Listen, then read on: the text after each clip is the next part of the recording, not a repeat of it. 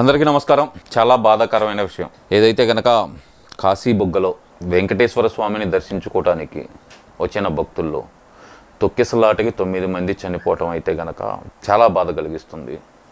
కానీ దీనిలో కూడా రాజకీయం చేయాలి అని చూస్తున్నారు అంటే గనక వాళ్ళని ఏమనాలో కూడా నాకు అర్థం కావట్లేదు. కానీ ఇందులో నాకు ఒక చిన్న డౌట్ వచ్చింది. నాకు వచ్చిన డౌట్ నేను చివరిలో అడుగుతాను. వీడియో పూర్తిగా చూడండి అందరూ. తొక్కిసలాట, భక్తుల ప్రాణాలు పోవటం బాధించదగ్గ విషయం. ఎవరైనా సరే పవిత్రమైన రోజున భగవంతుని దర్శించుకోవటానికి వెళ్దాం మనం అనుకున్న వారికి ప్రతి ఒక్కళ్ళకి చేతులెత్తి మొక్కుతున్నానండి. అందరికీ సంయమనం పాటించండి, కొంచెం ఓపిక చేసుకోండి దయచేసి. భక్తులందరికీ చెప్తున్నానండి, ఇక్కడే కాదు ఎక్కడైనా సరే పవిత్ర పుణ్యక్షేత్రానికి వెళ్ళినప్పుడు మనం ప్రశాంతంగా దర్శనం చేసుకోవాలనుకుంటాం. దయచేసి అందరూ సంయమనం పాటించండి. మాట్లాడాలన్నా కూడా కొంచెం ఇబ్బందికరంగానే ఉంది. ఈ వార్త తెలిసినప్పటి దగ్గర నుంచి మాట్లాడదాం అనుకుంటున్నా, మాట్లాడలేకపోతున్నాను. కానీ ఈ దీంట్లో కూడా రాజకీయాలు చేస్తా కొన్ని పోస్టులు కానొచ్చేతలకి తట్టుకోలేక అయితే కనుక మాట్లాడుతున్నానండి. లేదంటే ఈ సంఘటన మీద మాట్లాడాల్సింది అనుకునేది అసలు ఏం అనుకోలేదు నేను మాట్లాడదామని. దీంట్లో రాజకీయం ఏంటండి? జగన్మోహన్ రెడ్డి గారు మీకు సూటిగా ఓ ప్రశ్న. మీ పార్టీ పేరేంటి? వైఎస్ఆర్సిపి, యువజన శ్రామిక రైతు పార్టీ అంటున్నారు కదా. తీసేయండి ఆ పేరు. యువజన శ్రామిక రైతు పార్టీ అనే పేరు తీసేయండి.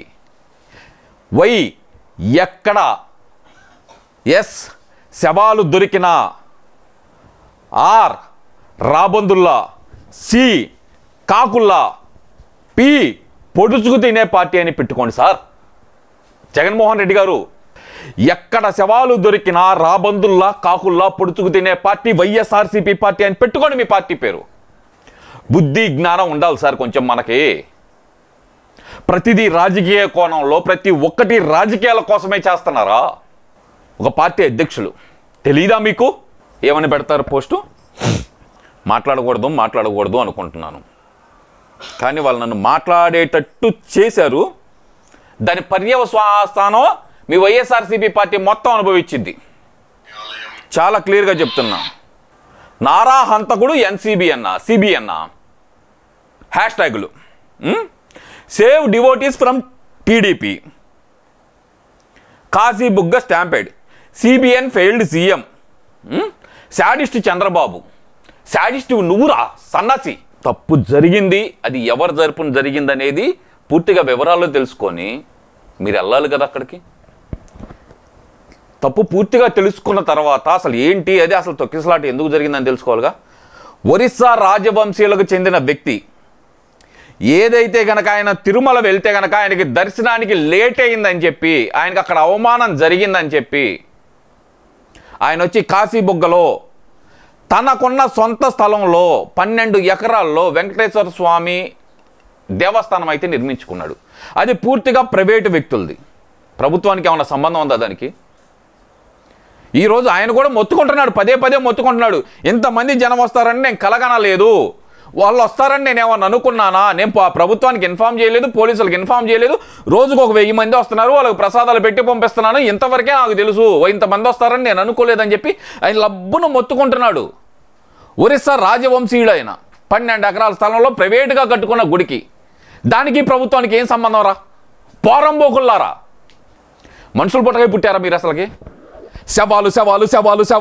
శవాల కోసం ఎదురు చూసే రాబందుల్లాగా తయారయ్యారు కదరా. ఎందుకు అంత పిచ్చా? తండ్రి శవంతో పుట్టిన పార్టీ, బాబాయ్ శవంతో పెరిగిన పార్టీ, ఏం శవాల కోసం మాత్రమే బతుకుతున్నారా మీరు? ఏం పెడతారు పోస్ట్? ఏం పెడతారు? కాశీబుగ్గ వెంకటేశ్వర స్వామి ఆలయంలో తొక్కిసలాట, 9 మంది మృతి. పవిత్రమైన ఏకాదశి కావటంతో ఈరోజు శ్రీకాకుళం జిల్లాలోని కాశీబుగ్గ వెంకటేశ్వర స్వామి ఆలయానికి భారీగా తరలి వచ్చిన భక్తుల రాక గురించి తెలిసినా కనీస ఏర్పాట్లు కూడా చెయ్యని కూటమి ప్రభుత్వం. తొక్కిసలాట్లో 9 మంది భక్తుల మృతి, పదుల సంఖ్యలో భక్తులకు తీవ్ర గాయాలు. మీరు నిర్లక్ష్యానికి ఇంకెంతమంది భక్తుల్ని బలి చేస్తావు నారా చంద్రబాబు నాయుడు. నారా హంతకుడు సిబిఎన్, నారాహంతకుడు సిబిఎన్ మీరు పెట్టిన hashtag. CBN failed CM, sadist Chandrababu Naidu. ఒక ప్రైవేట్ ఆలయానికి వచ్చే భక్తుల సంగతి ఎవరికి తెలిసిద్ది? జగన్మోహన్ రెడ్డి ఒక పర్యటన చేస్తుంటే కనుక కారు కింద మనిషి పడి చనిపోయాడు, మీకు తెలుసా? జనాలు వస్తారని మీకు తెలుసు, తోలుకొచ్చింది మీరు కాబట్టి మీకు తెలుసు. ఒక ప్రైవేటు గుడికి జనాలు వస్తారని ఎవరికి తెలుస్తుంది? ఆక్సిజన్ అంబులెన్స్ రాక, ఇది జగన్మోహన్ రెడ్డి చెప్పింది, ఆక్సిజన్ అంబులెన్స్ రాక దాదాపు 11 మంది చనిపోయారు ఆ రోజు తిరుపతిలో. ఆ రోజు ఏమనాలి వాళ్ళని? సిగ్గు శరం మానం మర్యాద ఏమీ లేకుండా ఎక్కడ శవాలు దొరికితే అక్కడికి వచ్చి రాజకీయాలు చేస్తారా? శవ రాజకీయాలు చేస్తారా? ఎంతకాలం అయ్యా శవాలతో రాజకీయాలు? ఇంకెంతకాలం శవ రాజకీయాలు చేస్తూ ఉంటారు? ఇందాక నేను స్టార్టింగ్లో ఒక పాయింట్ చెప్పాను మీ అందరికీ, నాకు ఈ సంఘటన మీద చిన్న అనుమానం ఉంది అని. ఇంతవరకు నేను ఎక్కడా చూసింది లేదు, ఎక్కడ చదివిన సంఘటన కూడా లేదు.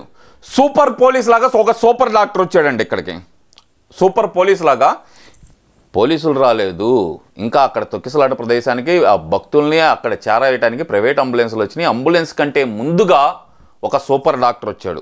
ఆ సూపర్ డాక్టర్ ఎవరో కాదు, మన పలాస ఇన్ఛార్జి మాజీ మీకు చూపిస్తా సిదిరి అప్పలరాజు. అంబులెన్స్ డోర్లు మూసేస్తున్నాడు. ఇక్కడ డోర్లు తీయండి అని చెప్పి అంబులెన్స్ అసిస్టెంట్ చెబుతున్నాడు. డోర్లు ఎందుకు మూసేస్తున్నాడు?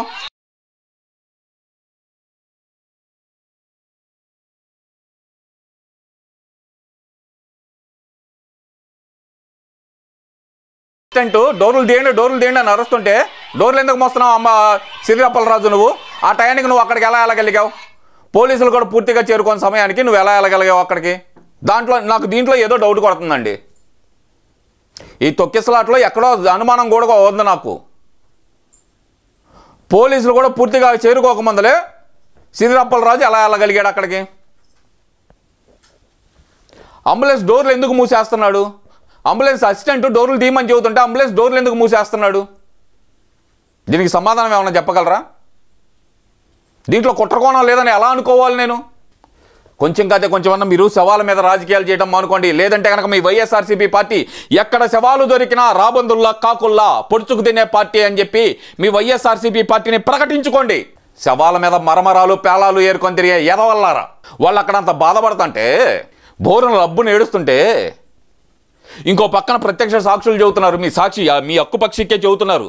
ఇక్కడ ఎవరి తప్పు కాదండి, ఎగ్జిట్ గేట్ నుంచి జనాలు ఎంట్రన్స్ అయ్యారు, ఇక్కడ ప్రభుత్వం తప్పే ఉందని అని చెప్పి ప్రత్యక్ష సాక్షులు చెబుతుంటే దీన్ని ప్రభుత్వానికి దుపోరవాలని. మరోవైపు ఏదైతే ఆ దేవస్థానం వ్యవస్థాపకుడు ఎవరైతే ఉన్నారో ఆ ఒరిస్సా రాజవంశీయుడు ఆయన చెబుతున్నాడు, రోజుకు ఒక 1000 మంది వస్తున్నారండి, ఇంత ప్రసాదం పెట్టి పంపించడం మాత్రమే నాకు తెలుసు, ఈ రోజు ఎంతమంది వస్తారని నాకు తెలియదు, నేను కలగనలేదు ఎంతమంది వస్తారని చెప్పి నేను ఎవరికి ఇన్ఫార్మ్ చేయలేదని ఆయన చెబుతున్నాడు.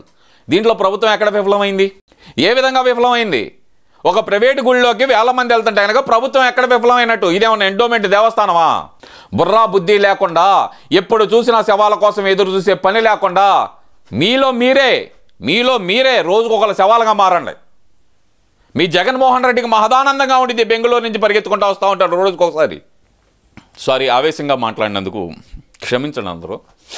కానీ ఈ విషయంలో ఇలా మాట్లాడే వాళ్ళు రాజకీయం చేసే తలికి కోపం కంట్రోల్ కాలేదు. మీ చావులు కోరుకునేంత మూర్ఖున్నైతే నేను కాదు, కానీ శవాల కోసం ఎదురు చూడకుండా మీరు మనుషుల కోసం రాజకీయం చేయండి, మనుషుల సమస్యల మీద రాజకీయం చేయండి. శవాలతో రాజకీయాలు మానుకోండి మిస్టర్ జగన్మోహన్ రెడ్డి. అప్పుడైనా సరే మీది యువజన శ్రామిక రైతు పార్టీ అని చెప్పి ప్రజలు నమ్ముతారు. లేదంటే మీ పార్టీని ఎక్కడ శవాలు దొరికినా రాబందుల్లా కాకుల్లా పీక్కు తినే పార్టీ అని చెప్పి ప్రజలను నమ్మే అవకాశం ఉందని చెప్పి తెలియజేసుకుంటూ సెలవు తీసుకుంటున్నా.